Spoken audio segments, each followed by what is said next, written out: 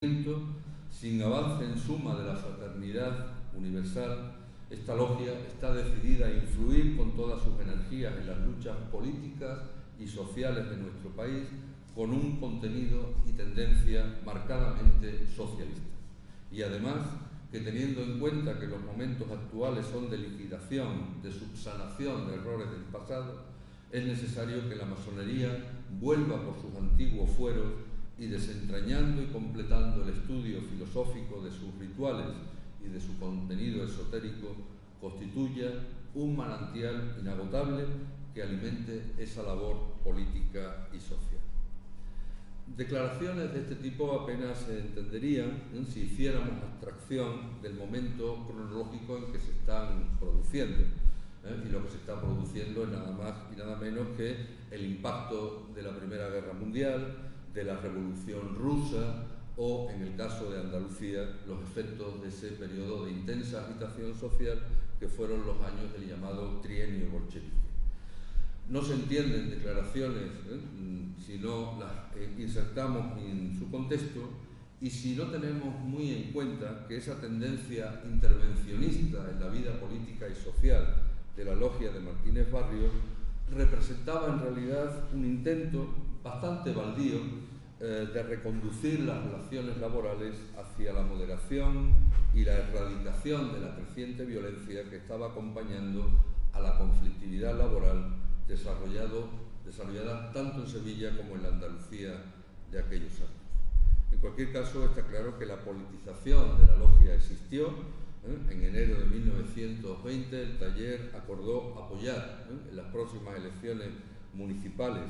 la candidatura republicana, según decía, por estar esta representada por varios hermanos del taller, nombrándose a tal efecto una comisión encargada de facilitarles a esos candidatos cuanto apoyo material fuera posible. Unos meses después, tras esas elecciones en las que, tras muchos años de ausencia de concejales republicanos en el Ayuntamiento de Sevilla, 3 miembros de Isis y Osiris fueran elegidos para formar parte de la nueva corporación, Martínez Barrios envió a su amigo José Lescura, entonces gran canciller del Supremo Consejo del Grado 33, una carta en los siguientes términos. Le decía así: mi querido amigo y hermano, gracias por la felicitación que en nombre del Gran Consejo se han servido ustedes enviarnos.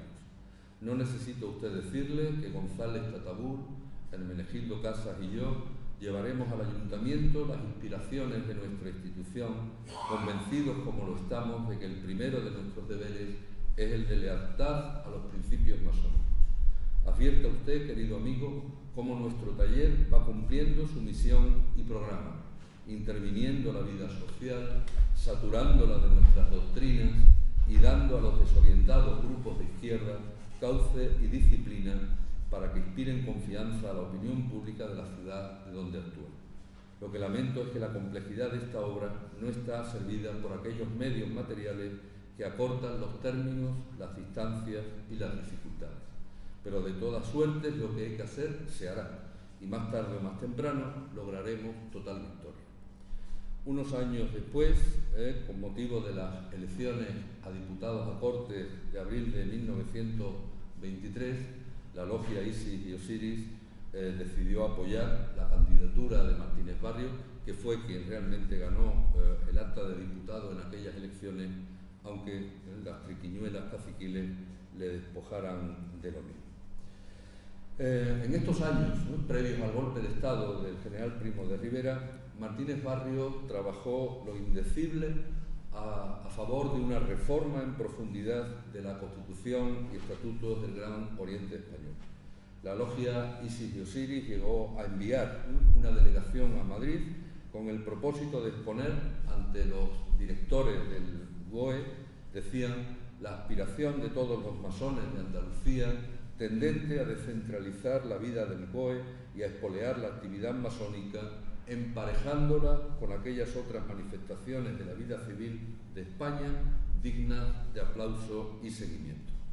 ¿En qué consistía ese emparejamiento de la actividad masónica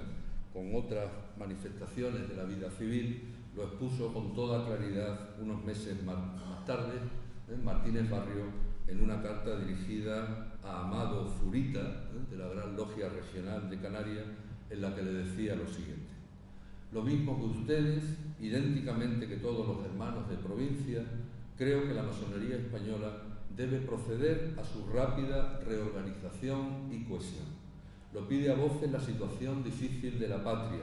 el ímpetu audaz de las fuerzas reaccionarias que, asomándose al mundo, suspiran por remedar aquí el facio italiano, implantando sin patriotismo una dictadura semejante. Lo exige el desbarajuste de Marruecos, donde tenemos como enemigo de mayor cuidado nuestra incompresión y torpeza. Las sangrientas jornadas de Barcelona, entregada a luchas de cávilas, en las cuales se disuelve con la función de Estado el principio de toda civilización. Nunca la francmasonería, si ha de llenar su misión histórica, tuvo los deberes tan claramente señalados como ahora. El deseo unánime de todos los masones dignos de serlo es que convirtamos en instrumentos eficientes lo que hasta hace poco tenía solo de su personalidad social las apariencias y las cargas económicas. Y es que Martínez Barrio, y con él un amplio sector de la masonería española, concibió siempre el desarrollo de la orden y la pujanza de la masonería como algo indisolublemente unido al porvenir democrático y liberal de España. De ahí su necesidad, la insistencia de que la masonería se convirtiera en un instrumento eficiente en pos de ese objetivo. Uno de los momentos en que Martínez Barrio desarrolló con mayor claridad esta idea fue en enero de 1924, apenas unos meses después del triunfo del golpe de Estado del general Primo de Rivera, que impuso la primera dictadura española del siglo XX. En la ceremonia de constitución de la Logia Trabajo, el gran maestre, ya entonces de la regional y futuro gran maestre nacional del Gran Oriente Español, pronunció un discurso en el que subrayó la necesidad de que la masonería realizara cuanto estuviera a su alcance para trabajar, decía, con fervor y fe en pro de las libertades. Esa tarea era especialmente urgente ante una situación, decía, como la que estaba viviendo España desde septiembre del 23, en que, y cito textualmente sus palabras, la tribuna está amordazada en la vida profana, las libertades mediatizadas y encarcelados o perseguidos los apóstoles y amantes del progreso y de la libertad. Por ello, continuó, se engañan quienes estiman que la masonería es solo un lugar especulativo, lo que no puede ser hoy. La masonería es escuela de sacrificio, y el que no tenga espíritu de sacrificio procede honradamente si se retira. Durante mucho tiempo la masonería ha sido una especie de tradición. Vamos a ser cuartel de refugio donde acudan todos los hombres libres. Hay que hacer un templo grande, hermoso, donde quepan cuantos llaman a nuestras puertas, y hemos de tener junto a nosotros hombres de todas las filiaciones. Y efectivamente, durante la dictadura de Primo de Rivera, los talleres masónicos se convirtieron, sobre todo en Andalucía, en el refugio de quienes unos años más tarde formarían los cuadros directivos de los partidos republicanos y de las principales organizaciones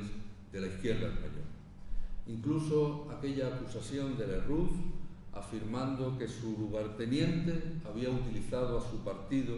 para crear su red de logias y talleres masónicos, casi podría volverse del revés. Porque ¿qué organización republicana existía en provincias como Sevilla, Huelva o Cádiz antes de 1923? Pues casi nada. ¿En qué se convirtió el Partido Radical de Lerroux en aquellos feudos de Martínez Barrio en 1931? Pues en una organización política que consiguió que la mitad de los diputados elegidos por esas provincias en las elecciones a Cortes Constituyentes perteneciesen o ingresasen en el Partido Radical. Diputados, dirigentes políticos que unieron, además, a su condición de miembros del partido de Lerroux, la de miembros de la masonería. En este sentido, lo realizado por Martínez Barrio puede ser calificado sin exageración de brillante. Fíjense en este dato. A mediados de 1930, es decir, unos meses antes de que se proclamase la Segunda República, el Gran Oriente Español contaba en Andalucía con casi 1000 masones en activo y casi 40 logias y triángulos. En el resto de España, excluida la Gran Logia de Marruecos, el GOE sumaba exactamente 1.137 afiliados en poco más de 50 talleres. En otras palabras, la masonería andaluza, bajo la firme dirección de Martínez Barrio, sumaba ella sola, en vísperas de la proclamación de la Segunda República, casi el 50%, la mitad de todos los efectivos de la masonería en España. Estos resultados habían sido posibles porque Martínez Barrio, sobre todo desde comienzos de 1914, es decir, desde la profunda crisis que sufrieron las organizaciones republicanas en Andalucía y en general en todo el país, asumió de una manera muy clara cuál era la misión que según él le correspondía a la masonería: convertirse en un lugar de encuentro donde confluyeran y en la medida de lo posible dirimieran y limasen sus diferencias lo que él llamaba los espíritus liberales, democráticos y progresivos. Bien, no se trataba exactamente, como quiso ver la mentalidad conservadora de la época y como aún hoy defienden con ardor algunos panfletistas o pseudohistoriadores, de convertir a la masonería en una especie de oculto poder secreto que impusiera sus directrices a los partidos políticos. Martínez Barrio era bastante más fino y sutil que todo eso. Su objetivo era intentar restaurar, a través de la masonería, la cordialidad perdida, la paz, el consenso en los principios y en los fines esenciales defendidos por esos hombres de espíritu avanzado que para él era casi tanto como decir defendidos por la gran familia republicana. De ahí su convencimiento, como señalaría insistentemente en sus mensajes y en sus discursos ante los representantes de la masonería andaluza y española, de que la masonería no podía permanecer al margen de la política, aislada en una especie de campana de cristal. Esa misión histórica, sin embargo, tampoco debía traducirse en intentar convertir a la orden en una especie de club político o en una organización de fines partidistas. Ahora bien, con esta sutil distinción, Martínez Barrio estaba resucitando un problema de difícil solución, no ya en el ámbito de lo puramente filosófico o especulativo, sino sobre todo en el terreno práctico. Un debate que, si bien se piensa, en realidad siempre ha acompañado a la historia de la masonería en España. Esto es, ¿dónde se sitúa el límite entre el compromiso y la militancia política? O dicho de otra manera, ¿dónde terminaba para un buen masón la defensa de los ideales democráticos y progresistas, la lucha por implantar un orden basado en los principios de libertad, igualdad y fraternidad, y dónde comenzaban las actividades puramente políticas y partidistas? ¿Realmente era posible establecer una clara y diáfana línea divisoria en una España como la España de los años previos a la proclamación de la República? Y en ese supuesto, ¿hasta dónde debía llegar la actuación de los masones como individuos y de la masonería como institución? ¿Hasta qué grado podían involucrarse en la defensa de sus ideales sin violentar gravemente su pregonado y obligado apoliticismo? El tema, como pueden apreciar, es bastante complejo y presenta una considerable variedad de aristas, matices y de motivos para la controversia. En Martínez Barrio, en cualquier caso, este dilema no fue ni mucho menos una cuestión baladí, sino que constituye, a mi modo de ver, un factor muy a tener en cuenta a la hora de entender su personalidad, su actuación política concreta durante los años de la Segunda República. Porque don Diego, que siempre tuvo en muy alta estima lo que para él significaba ser masón y pertenecer a dicha institución, también afirmó con total rotundidad lo que voy a leerles. Los aciertos de la República a la República le corresponden y no a la masonería. Los errores de la República a los partidos republicanos, a los partidos que la gobernaron, les corresponden también, desde la base hasta el remate, y no a la masonería, porque la masonería, la institución masónica, estuvo alejada, quizás por su propia voluntad, pero estuvo alejada y jamás influyó en la dirección de los asuntos ni de los negocios públicos. Unas afirmaciones estas que parecen contradecir lo que con excesiva ligereza y desconocimiento suele afirmarse acerca de la actuación de la masonería española durante los años republicanos, y una afirmación esta de Martínez Barrio que sería preciso puntualizar y matizar con detenimiento. En cualquier caso, como tuvo que reconocer un ilustre historiador, situado en su día en lo que podríamos llamar las antípodas ideológicas de Martínez Barrio, me refiero a don Antonio Domínguez Ortiz, que a la hora de elaborar un comentario, una reseña, a raíz de la publicación del libro de la profesora Gómez Molleda, La masonería en la España del siglo XX, no tuvo por menos que escribir la siguiente opinión. Hay una figura en este enorme embrollo, se refiere al tema del papel de la masonería en la España de comienzos del siglo XX, que sale ennoblecida a través de sus relatos ejemplarmente objetivos. La de don Diego Martínez Barrio, un ejemplo de ecuanimidad en una España de pasiones desquiciadas. Un hombre que presenció con desconfianza la entrada en la orden de elementos oportunistas, ignorantes de las tradiciones que él quería preservar. Influyeron motivaciones masónicas, como se ha dicho, en su decisión de apartarse del Erruz y del Partido Radical, corrompido hasta el tuétano. Fue una decisión meramente política. Con los elementos de juicio de que disponemos no es posible decidir, aunque tal vez la disyuntiva no sea tal, ni hubiera en su ánimo conflicto entre las dos tendencias. En todo caso, como bien nos muestra el libro de Gómez Molleda, el destino de Martínez Barrio es el reflejo del de la entera masonería española en un momento crítico de su historia. Martínez Barrio, a partir de 1934, tras su salida del partido en el que había militado durante 30 años,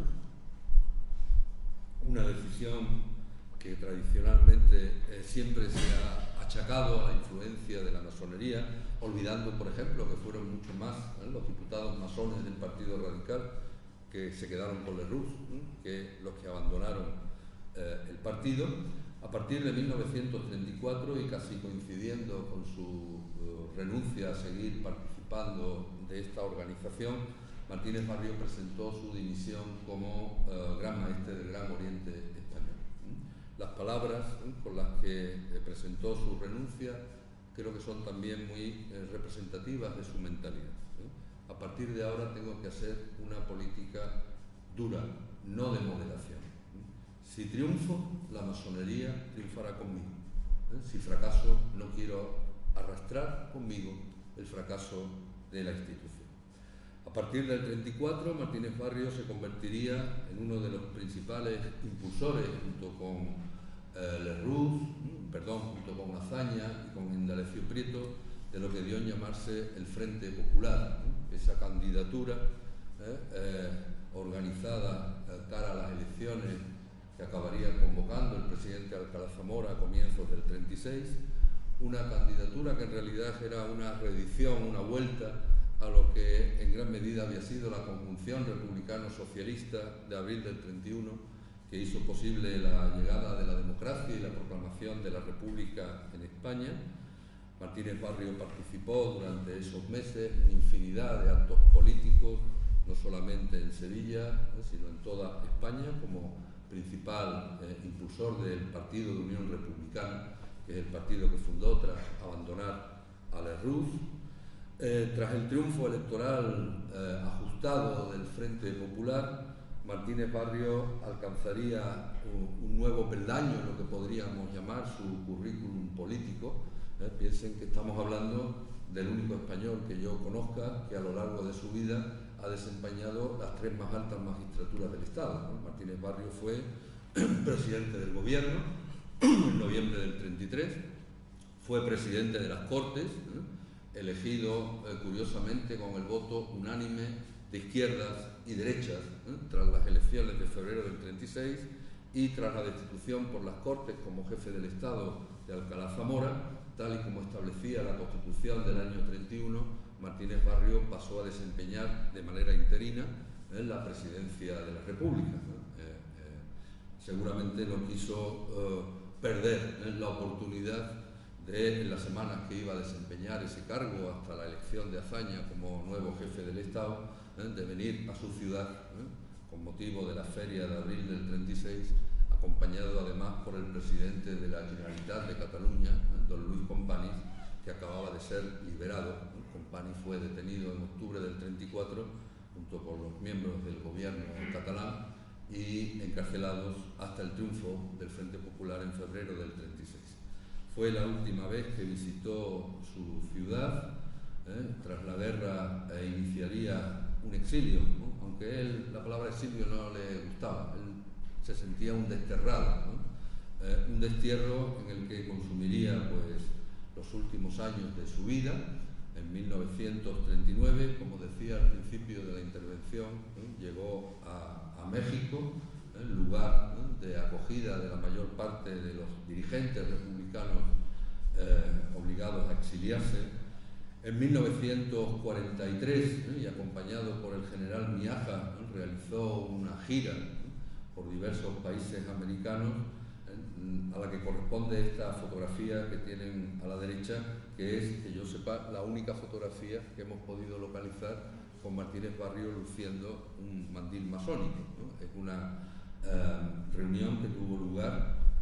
en Buenos Aires. A la izquierda de Martínez Barrio pueden ver a Augusto Barcia Trelles, ministro de la República, y a otros dirigentes del exilio, como su más que amigo, hermano, Blasco Garzón, refugiado también en este país americano. Martínez Barrio, a partir de estos años, es posible que no mantuviera la misma relación o la misma actividad masónica que en el pasado, ¿no? O que antes de 1934. Es un tema por estudiar más en profundidad, pero no puede decirse que se desvinculase en absoluto de lo que para él era la institución que le había hecho ser y pensar y actuar en su vida pública, como nos manifiesta en esas páginas que les leí al principio de esta intervención. Yo conseguí encontrar entre sus papeles una correspondencia con los editores del Boletín Oficial del Gran Oriente Español en el Exilio, que comenzó a editarse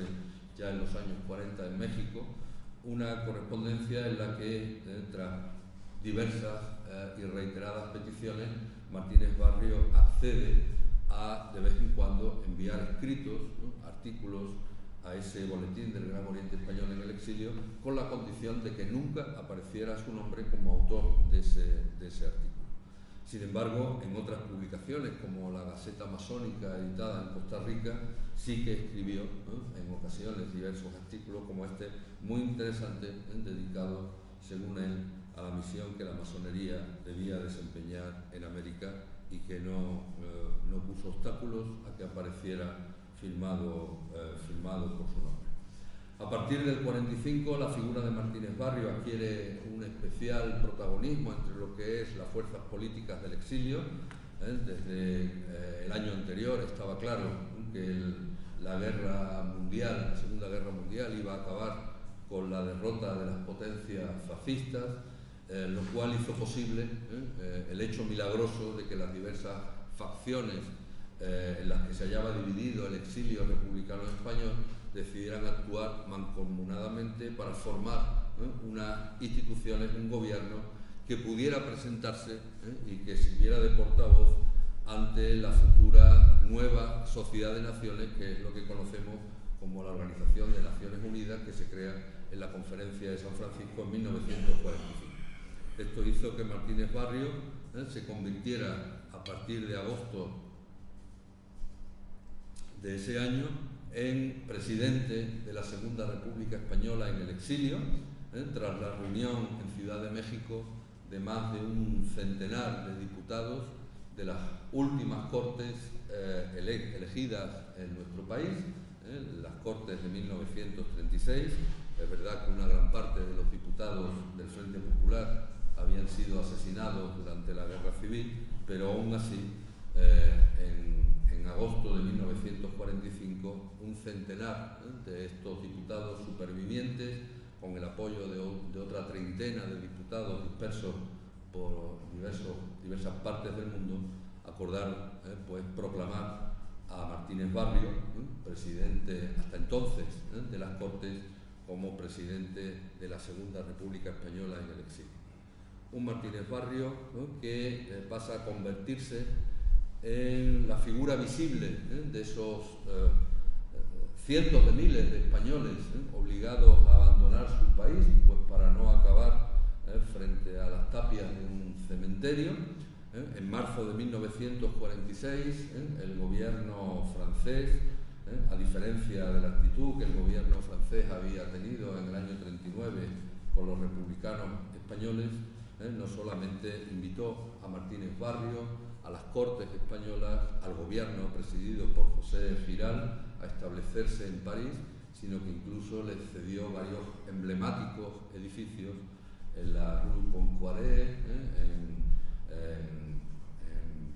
distintos lugares de París, para que tuvieran su sede las instituciones republicanas que se pensaba iban a ser repuestas en España,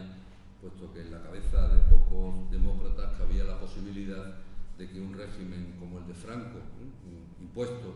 con la ayuda de las potencias fascistas, pudiera sobrevivir a lo que había sido el final de la Segunda Guerra Mundial. Como sabemos, sin embargo, a partir de 1947 lo que se impuso fue el escenario de Guerra Fría, que fue lo que realmente permitió la consolidación del régimen franquista hasta ya los años 50, en que este saldría de su aislamiento diplomático, también gracias a la intensidad que adquiere el enfrentamiento bipolar entre las dos grandes superpotencias nacidas de la Segunda Guerra Mundial.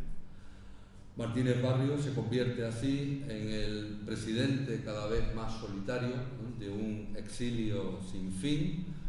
obligado por las estrecheces económicas a abandonar la capital y situarse, vivir,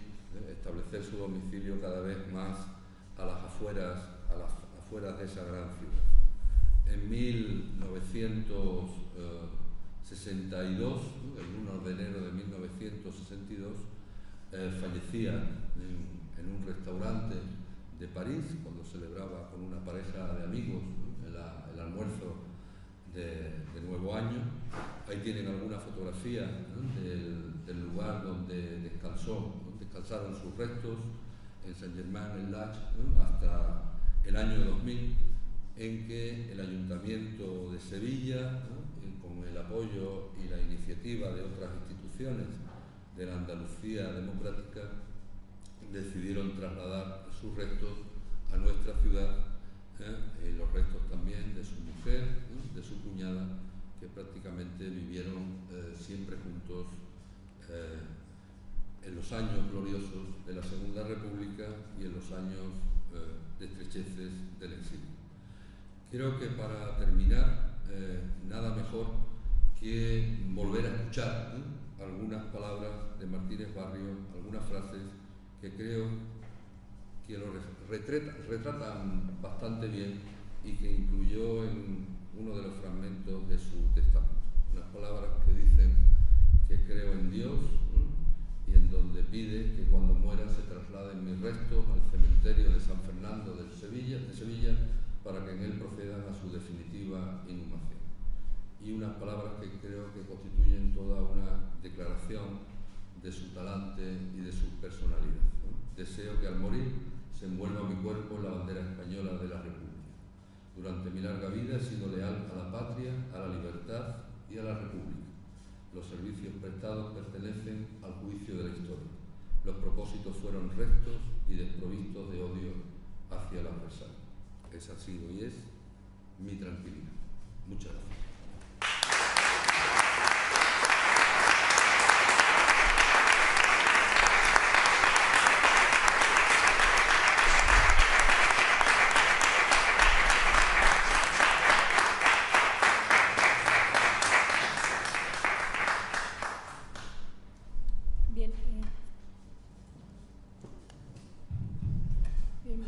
gracias, Leandro, por acercarnos un poquito más a la figura de este personaje,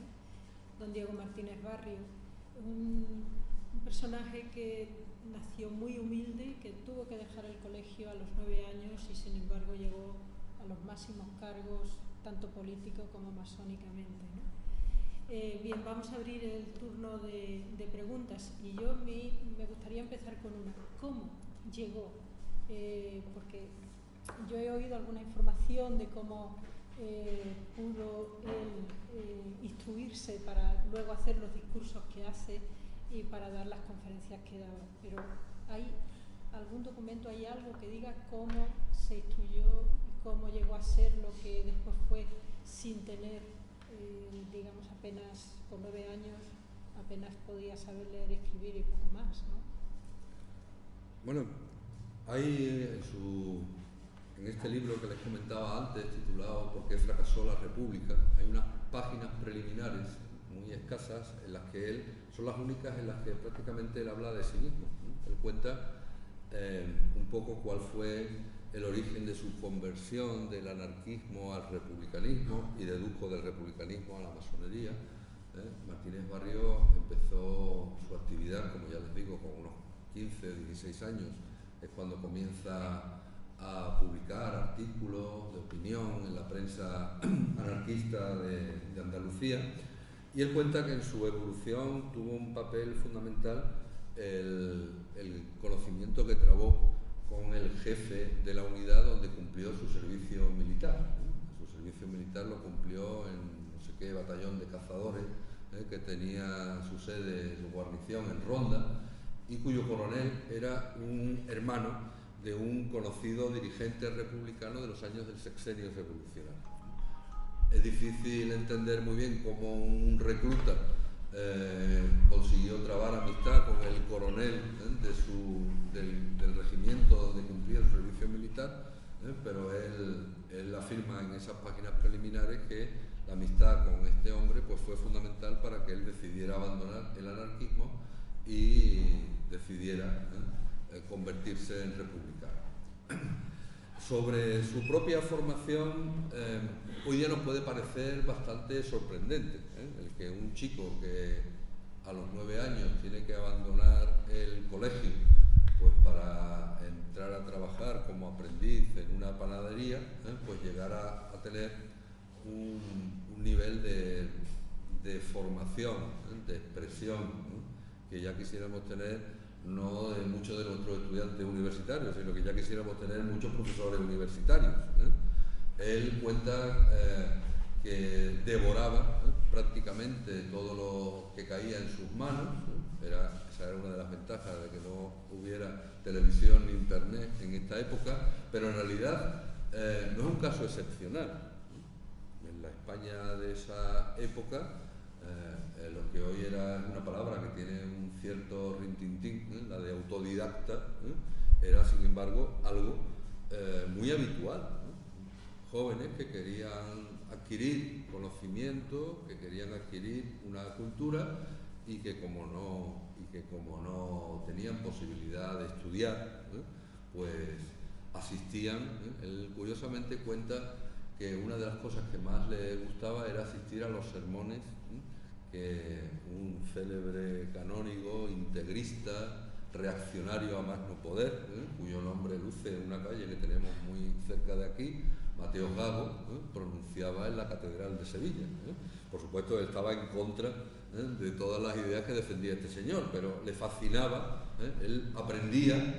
de cómo captar la atención de la gente, de cómo dirigirse al público, pues imagino acudiendo lo mismo a un mitin de cualquier tipo de organización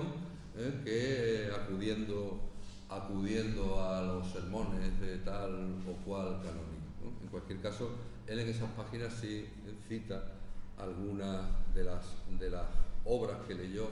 hasta la saciedad, los episodios nacionales de Galdós, ¿no? Él en un escrito que se conserva en el archivo de la Fundación Universitaria Española, que están los papeles del gobierno y las instituciones republicanas en el exilio, al final de su vida decía verse a sí mismo como la figura de Gabriel Araceli, este personaje que Galdós utiliza pues, para contar a través de sus